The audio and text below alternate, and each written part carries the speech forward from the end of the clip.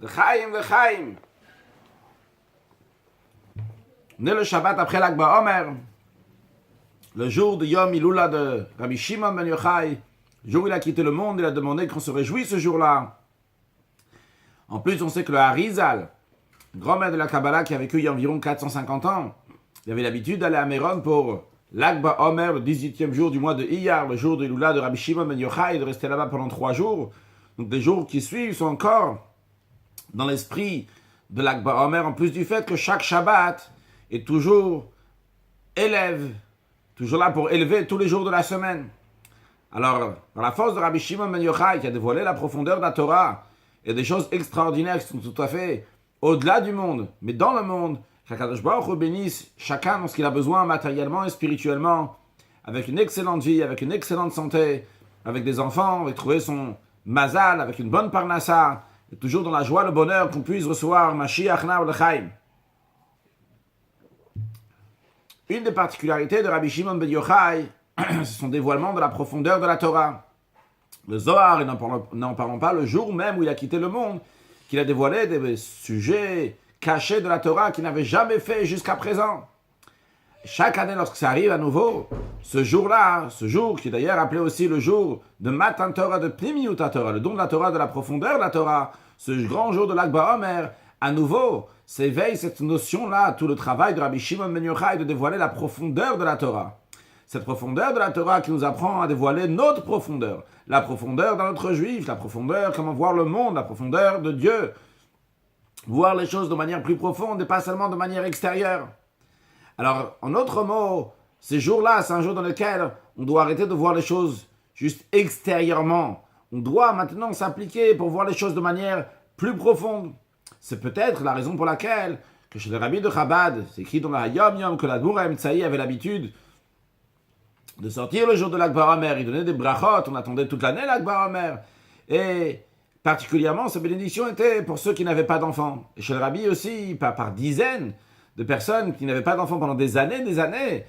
On savait que l'Akh BaOmer, ça c'est le jour.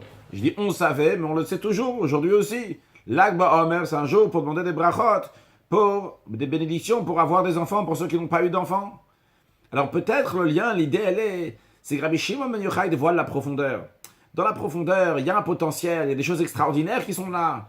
Mais des fois, on ne les applique pas, on n'aime pas dans le concret. Ce qui rejoint l'idée de stérilité. Dans le Chassidut, c'est expliqué, quelqu'un il a la compréhension, il comprend, il médite, mais ça ne passe pas dans le cœur. C'est une notion de stérilité. Lorsque la Torah elle bénit le juif, elle dit qu'il ne va pas y avoir de femme qui fait de fausses couches, de femme qui est stérile dans ta terre. Ça veut dire que dans ton travail, lorsque le juif a fait son travail, il a médité dans la grandeur de Dieu, il devrait arriver à l'amour de Dieu, à la crainte de Dieu. Bien des fois, ça arrive un peu, ça arrive dans le cœur, mais après, ça lâche. Que Dieu en préserve.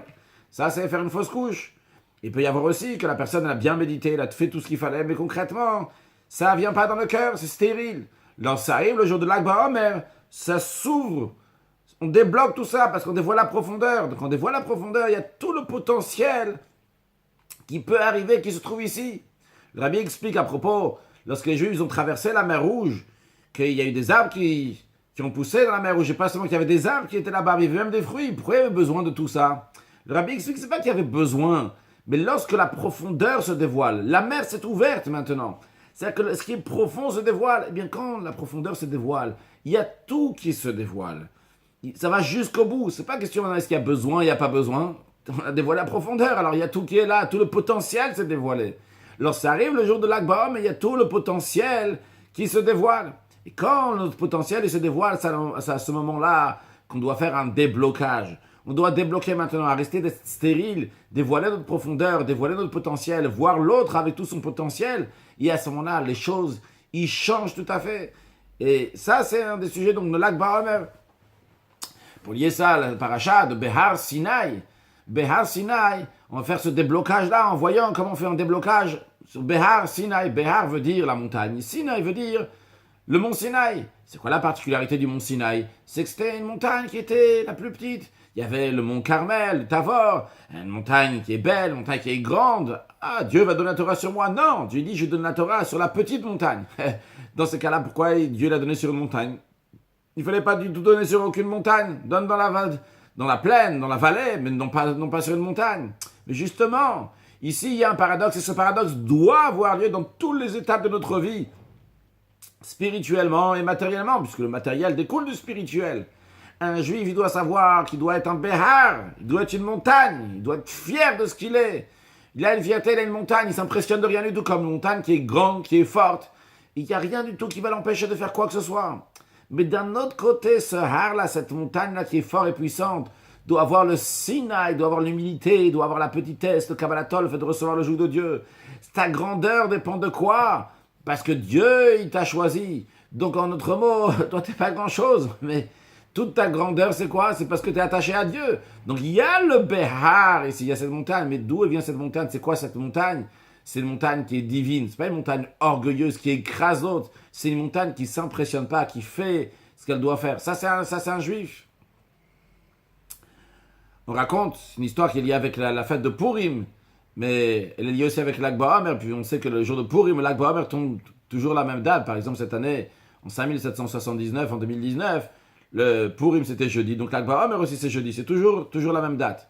De toute façon, pour raconter des histoires, il n'y a pas besoin d'avoir spécialement un lien avec ce jour-là ou l'autre jour. Tout simplement, c'est lié parce que chaque histoire elle est liée parce qu'elle a un enseignement dans la vie de tous les jours. Le Rav Gurevitch fait partie des shluchim que le Rabbi a envoyés d'environ les années 1977, Tafshin Lamed Zayin, ou peut-être Tafshin Lamed Vav. Les shluchim que le Rabbi a envoyés en Eretz Israël. Et lorsqu'il arrivait le jour de Purim, il raconte qu'il est parti faire Mivtsaim. Mivtsaim, donc c'est-à-dire diffuser la fête de Purim comme le Rabbi le demande. Et il y avait le fait d'aller aussi dans des bases militaires. Ils sont partis dans une base militaire. Et il y avait un soldat donc, qui était le chauffeur d'un 4x4 de Tsahal. Et ils allaient vers la base militaire. Mais lorsqu'ils sont arrivés dans un certain endroit, il y avait un barrage de pierre, un barrage de pneus. Il n'y avait pas seulement ça, il y avait aussi un barrage d'êtres humains qui s'appelle des Arabes. Donc, qu'est-ce qu'il faut faire? Il faut amener les Mishloach Manot chez la base militaire. Mais il y a un barrage. Alors le chauffeur, il a dit, écoutez, moi je peux pas, je repars. Le Rav Gurevitch, je lui ai dit, écoute, moi je dois aller là-bas, ça c'est ma mission, je dois aller là-bas. Si tu veux pas m'amener, moi je descends à pied, je fais ici. Il dit, ça va pas, tu veux pas faire une telle chose, c'est impossible. Il dit, écoute, moi je te dis, avance.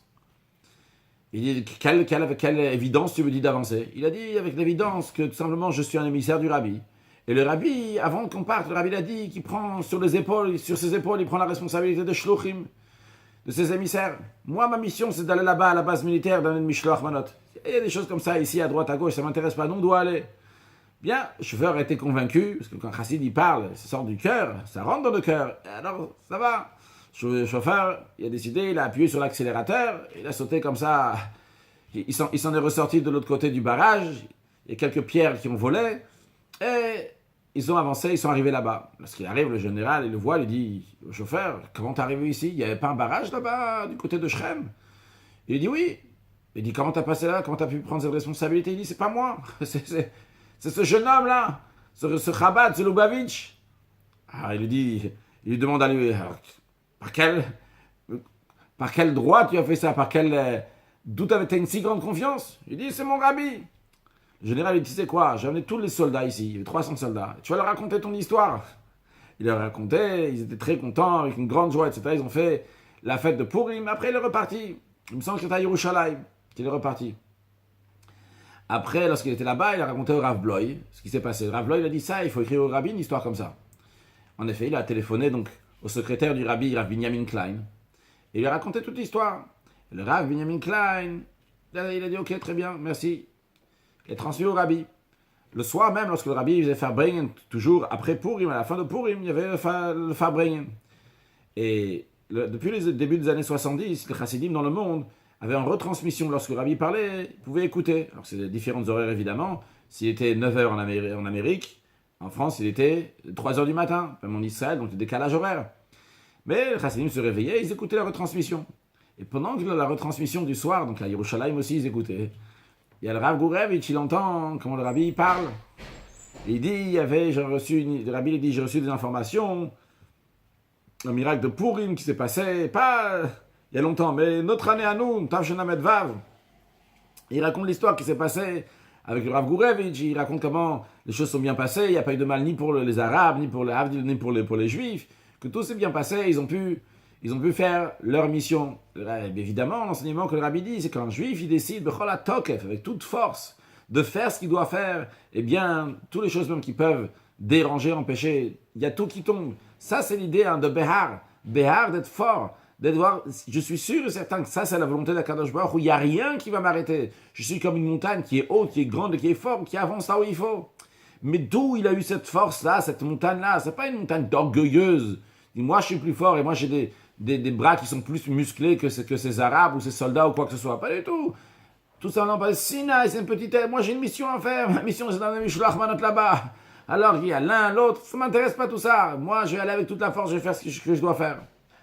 Dans la vie de tous les jours aussi, c'est la même chose. Quand il s'agit de faire Torah, de faire les mitzvot, des fois, on peut s'impressionner de ci, de ça. Il faut savoir qu'il n'y a rien du tout de quoi s'impressionner. Il faut être comme un har. Et d'où on a cette force d'être comme une montagne? Parce que Sinaï, parce qu'on est petit, on est attaché à Kadosh Baruch Hu.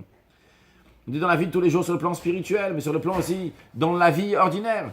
Dans la maison, il y a besoin des parents qui vont être béhar, qui vont être avec une force, avec une force, qu'il va y avoir un cadre, que les enfants, la famille ne va pas être comme ça, à droite, à gauche, on ne sait pas exactement qu'est-ce qu'on fait, dans quel sens on va, pourquoi on est là. Il faut que ça soit bien ferme et clair. Qu'est-ce qu'on fait ici dans cette maison? Mais d'un autre côté aussi, il faut avoir le Sinaï.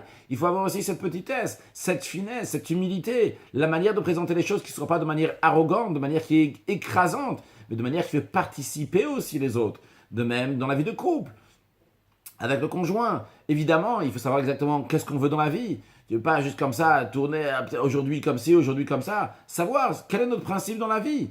Et avec ça en même temps, avoir ce Sinaï, avoir cette petitesse, avec cette humilité, que ça soit de manière agréable. Qui, mieux que le Rabbi peut nous montrer ça? Le Rabbi d'un côté, il a des principes qui sont très très forts. Le Rabbi est sûr et certain que c'est exactement comme ça qu'il faut faire. Évidemment que le Rabbi est sûr et certain, c'est la parole de Dieu. C'est comme ça et pas autrement. Mais d'un autre côté, cette petitesse, cette humilité, le fait d'être en contact avec tout le monde, avec gentillesse, avec un sourire, c'est extraordinaire. Ça, c'est le paradoxe que chacun de nous doit avoir. D'un côté, le Behar et d'un côté, le Sinaï. Et si quelqu'un n'a pas encore fait ce déblocage-là, que ce soit aussi bien pour le Behar, pour la montagne, ou que ce soit aussi bien pour le Sinaï, pour avoir cette petitesse, eh bien, justement, l'Akbar nous donne la force de sortir de tes barrières maintenant. Ça y est, jusqu'à présent, tu t'es comporté d'une certaine manière. Quelle que soit la raison, ça ne change pas. Mais aujourd'hui, maintenant, dévoile ton potentiel, dévoile ta pnimi, ou dévoile ton intérieur, comme Rabbi Shimon ben Yochai qui a dévoilé son intérieur. Chacun de nous doit dévoiler notre force la plus intérieure. On a ce potentiel aussi bien d'être un béhar, d'être une montagne, de ne pas s'impressionner. Le Sinaï, cette petitesse.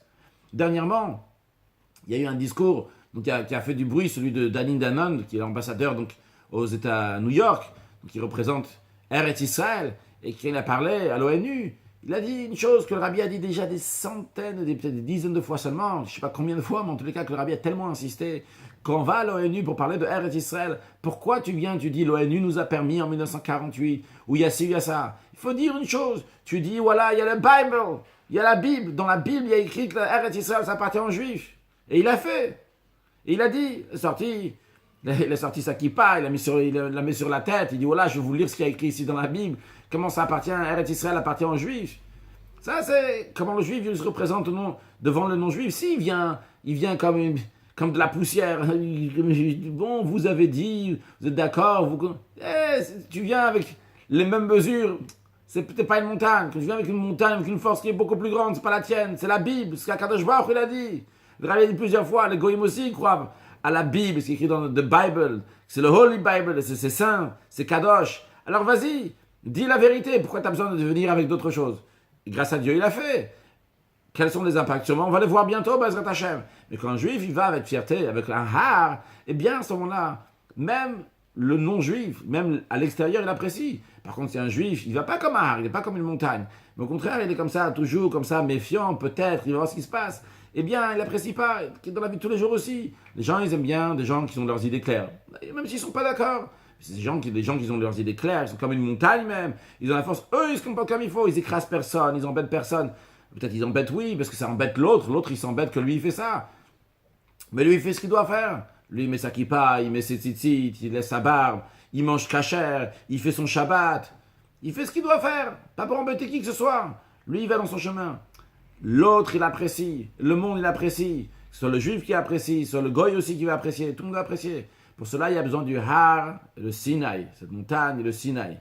Que Dieu fasse, que pour la faute de Lag BaOmer, force de Rabbi Shimon Ben Yochai, qui nous dévoile notre profondeur, qui nous apprend à voir les choses de manière plus intérieure, qu'on va dévoiler notre potentiel, aussi bien dans le Har, dans la montagne, aussi bien dans le Sinaï, et que très prochainement, de la même manière que sur le mont Sinaï, il y a eu le don de la Torah, et le don de la Torah, il y a une fois, il n'y aura jamais une deuxième fois le don de la Torah. Mais que Bezrat Hashem, il y aura le don de la Torah, le don de la Torah dans le sens d'une Torah plus intérieure. Torah Chadash Amitit, c'est une nouvelle dimension de Torah avec la venue de Mashiach Now, le Chaim, le Chaim.